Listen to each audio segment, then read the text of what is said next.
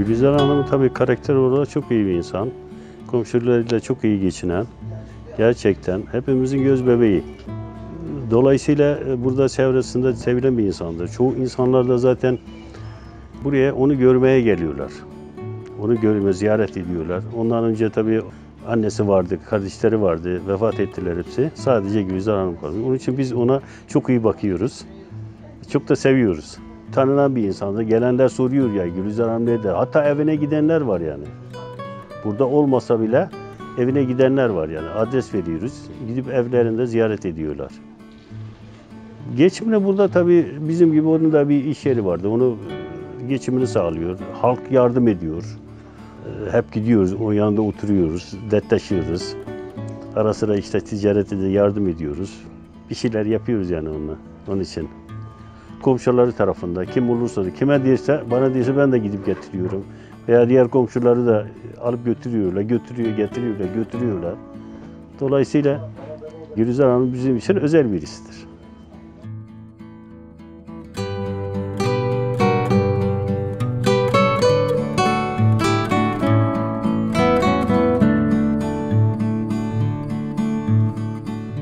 Ben İstanbul'da, Üsküdar'da Zeynep Kamil Hastanesi'nde doğdum.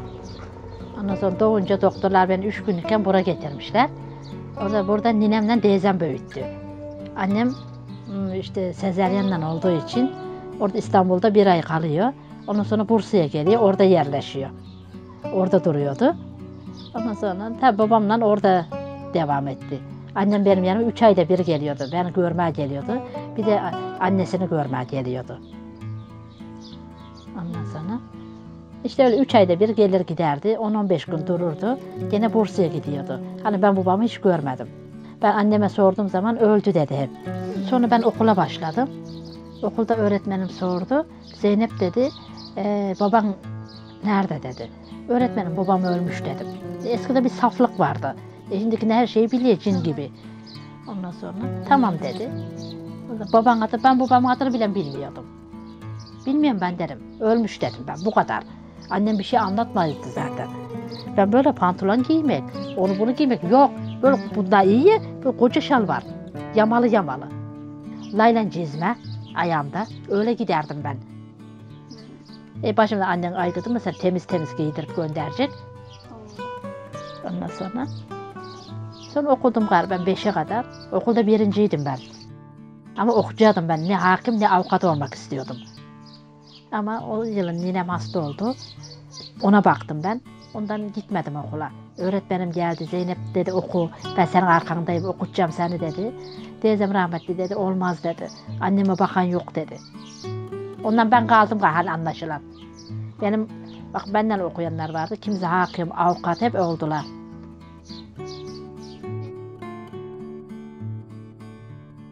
Buyurun bakalım buyurun.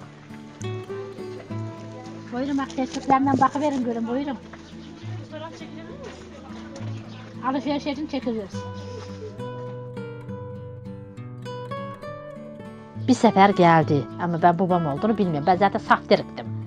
Ondan sonra ninem rahmetli yatıyordu o zaman. Geldi dedi saniye dedi kız büyümüş dedi annem.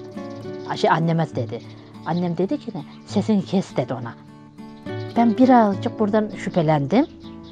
Ondan sonra çay kahveyi içti. Ben gidiyorum dedi. Sen ne zaman geleceksin dedi. Annem de dedi pazartesiye gelirim dedi. İyidir pazartesi günü muhakkak gelmen lazım dedi ona.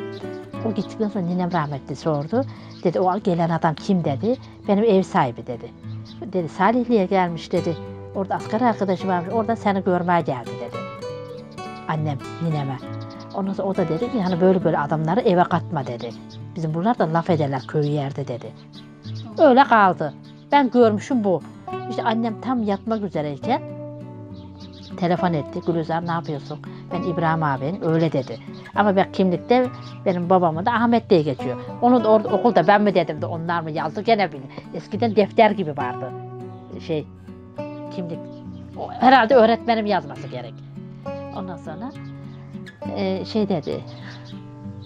Yani dedi Gülizar ne yapıyor ediyor. Şimdi annem orada, teyzem burada yatıyordu. Ben burada yatıyordum böyle. Dedi annen ne yapıyor dedi. Annem hasta dedim. Tam yatmak üzere dedim. İyi dedi ver bir konuşalım dedi. Dedim konuşacak şeyi yok, hani beyin daralma yapmış dedim. Yok dedi, ben konuşurum dedi. Çıkardım, verdim telefon ona. Konuştular. Anneme olanları anlatıyor. Hani şöyleydi, böyleydi, zamanda şöyle oldu, böyle oldu, ne olduysa. Neyse ben bunu elinden aldım, kapattım. Ben mesaj yazdım. Sen benim babammışsın, neden babalık yapmadın dedim. Ama ben seni madde manevi için değil dedim. Benim bir tarafım dedim boşlukta bıraktın dedim. Hoş geldiniz teyzeler, hoş geldiniz. Buyurun bakalım, buyurun. Tuvalet burada mıydı? Yolun kenarında karşıda. Göremedik, şu arada mı? Karşıda, çeşmenin yanında. Buyurun bakalım, buyurun teyzeler. Yani öyle kaldı. Bir daha da aramadı. Ben kiraz zamanı geleceğim dedi. Gelmedi bir daha. Öldü mü, kaldı mı, duruyor mu bilmiyorum. Ama evlenmişler. 2 tane kız var. Biri Ankara'da, biri İstanbul'da. Küçük kızınkında çağırdı beni düğüne. Ben onu hiç görmemişim. Ben nasıl düğüne giderim? Teyzem rahmetli bırakmadı. Olmayacak başına iş gelir dedi. Hayatta gidilmez dedi. 4,5 sene annem yattı. 5,5 sene teyzem yattı. Bilmiyorum galiba böyle. İşte bir tarafım boşluktu. Annem de böyle oldu. İkisi de iki tarafım boşlukta kaldı. Hani ben hiçbir anne baba görmedim. Hiç anneme ve anne demeden yatağa yattı. Hep mesafeli durduğumuz için. Ayşe! Ayşe! Bu bandiller de versinler.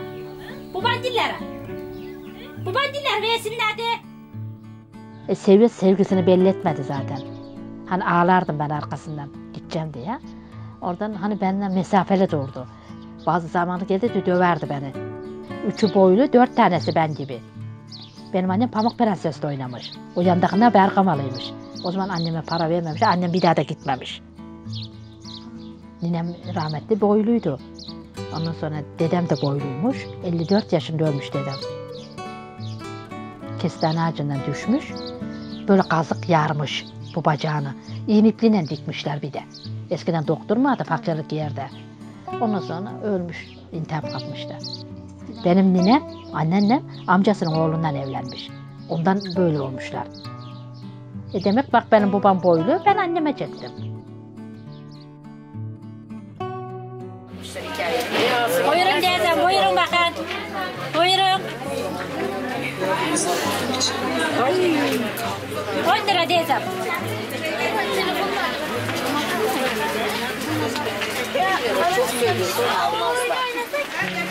Teyzem 1 lira mı diyeceğim? 7,5'a bana geliyor, 10 liraya ben veriyorum. Bir tanesine. Herhalde. 7,5 değildir kız. Ha, kaç para? Kaç geliyor sana?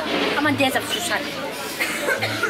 Ama ne kızılıydın ya? Kız beni 7,5'a ben alıyorum toptan. Ben 10 liraya ben veriyorum. Can isteyen alsın. Zorla mı veriyorum ben?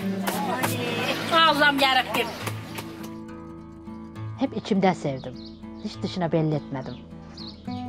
Mesela şimdi buradan bir erkek geçti mi diyelim, ha onu ben sevdiysem içimden bildim. Mesela öyle. Dışa hiç vermedim. Teyzem rahmetli dedi, bak dedi, boylu olanlar bile geçinemiyor dedi. Kalmış dedi, sen mi geçineceksin dedi. Yarın dedi, elin oğlu seni yer dedi, sokağa atar dedi. Annen gözünün önüne al dedi. Asıl annemi gözümün önüne aldım ben. Ama isteme gelen çok oldu. 16 yaşında şeyden geldi, Ankara'dan. Oğlan ben gibiydi aynı. O zaman 15 yaşındaydım. Dedim, teyzem rahmetli, ben evliliğe vermem dedi. Evlenmeyecek dedi. Ben de korktum zaten. Evlilik dediler mi korkardım. İyi Musa, sen ne yaptın? Eyvallah şükür. Bir işim vardı. Yardım yok. Gidiyorum ben. İyisin değil mi? İyiyim oğlum, iyiyim. Sen de iyisin. İyiyim Rüzgar abla. Hadi görüşürüz. Allah'a emanet ol. Hatasız kazasız varın evlerinize. Olsun oğlum. Siz beni sevindirin, Allah sizi sevindirsin. Uzaktan gelecek, dua ettik, sağ salim İnşallah gelsinler. hatasız kazasız varın evlerinize. Dualarınız kabul olsun, gene gelin. Allah'a emanet olun. Komşumun torunları var, gelininin çocukları beni kıskanıyorlar. Oradan bir insan gelsin, bir insanla konuşsun, hemen yanımda olurlar. Hani öyle çocuklarımız, sokak çocuklar hep severler beni. Ben de elimden geldiği kadar yardımcı olurum. Ondan sonra kimine para veririm, hani bir şey alın yiyin. Şeker veririm, bisküvi de olsun veririm. Hani çocuklar seviyor beni. Ben biraz daha oturam da eşyalar ondan toplayalım. Ben biraz kalabalık gitsin. Ben toplarım hepsini ya. Sen o de dur. Mesela hava deyip olursun. Allah yalan yalan. Yalan kızım yalan kızım yalan kızım. Hadi çağıralım. Sonra bak ben eve geliyorum. Ben biraz kendim sinirli duruyorum. Bir anda hemen kalkınıyorum, ama 2 dakika sonra geri şey oluyor. Kolay değil, sinir, stres. Ben çektiğimi ben kendim bildim. Hayallerim, bazen düşünürdüm. Acaba bir evlenseydim olur muydu? Ondan sonra bir çocuğum olsaydı kızım, belki bana bakar mıydı? Ama evlenmedim mi iyisi oldu? Evlensem mi iyisi olurdu diye düşündüm. Ondan sonra geri kanım için geri küstü, hislerim küstü. Dedim onun için hiçbir şey düşünmedim. Boş ver çocuğu dedim. Benim yeğenlerim var, onlara bakardım ben. Yeğenlerim ikisini de ben gelin ettim. Tamam aldım ben. Şimdi bak oğlan evlenecek, bunun her şeyini ben yapacağım. Çapı eşyasını. Hiç hayal kurmadım. Böyle buldum, böyle yedim. Yarın yedim. Hiç şey yapmadım. Hani bir öyle içimden geçirsem bile şu şöyle olur muydu? Mesela şöyle bir bakardım. Olmayacak. Hemen geri çekildim. Şu şöyle olur muydu acaba? Bir gün dua ettim. Ama bunu anlatmak istemem. Sağ olsun teyzem beni paranın içinde büyüttü. Onun için kimseye dönüp bakmadım. İşte bir hayalim benim. Ne hakim ne avukattı. Keşke bunu olsaydım dedim. Ama olmadı. Nasip değilmiş. Nasip olsaydı olurdu. Belki de şimdi daha büyük yerlerde olurdum.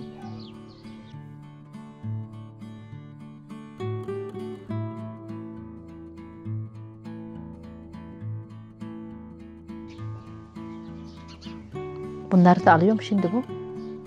Yok burada şimdi kapattım. Şimdi açtım. Şeyden bahset. Kapatacağım mı? Alo. Ha.